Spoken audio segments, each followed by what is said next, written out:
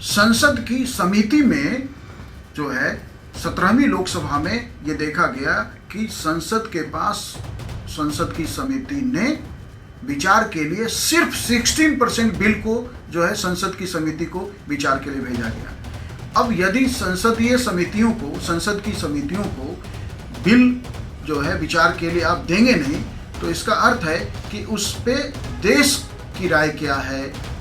उस पे एक्सपर्ट की राय क्या है, इसकी आवश्यकता जो है सरकार और संसद नहीं मानती है। फिर संसद में सीधे बिल, आप जब ज़्यादातर बिल सीधे संसद में लाएंगे, तो संसद के पास, जब हम साल में सिर्फ 55 डेज बैठकें कर रहे हैं, तो ऐसे में संसद के पास जो है किसी भी बिल पर गंभीरता से चर्चा के लिए समय ही नहीं होता है। तो होता क्या है फिर कि बिल पे जो है आधे घंटे में से लेके कुछ घंटे में बिल पे बहस पूरी कर ली जाती है और बहुमत के सहारे बिल पास करा लिया जाता है। संसद में से बिल पास कराने का मतलब है कि उस पे पूरे देश की राय जनप्रतिनिधियों के माध्यम से आए, उस पे गंभीर चिंतन मनन हो, ताकि, क्योंकि हर कानून का देश पे खासा प्रभाव होता है। वो कानून किसी विषय को लेके ही हम लाते हैं, और जब उन कानूनों पे प्रॉपर चर्चा ही नहीं होगी, तो ऐसे में जो है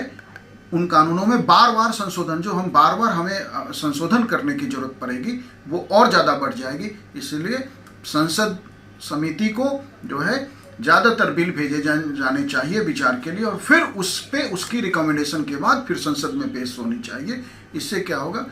संसद का जो है बहुमूल्य समय बचेगा और बेहतर कानून निर्माण की प्रक्रिया का भी जो है पालन हो पाएगा।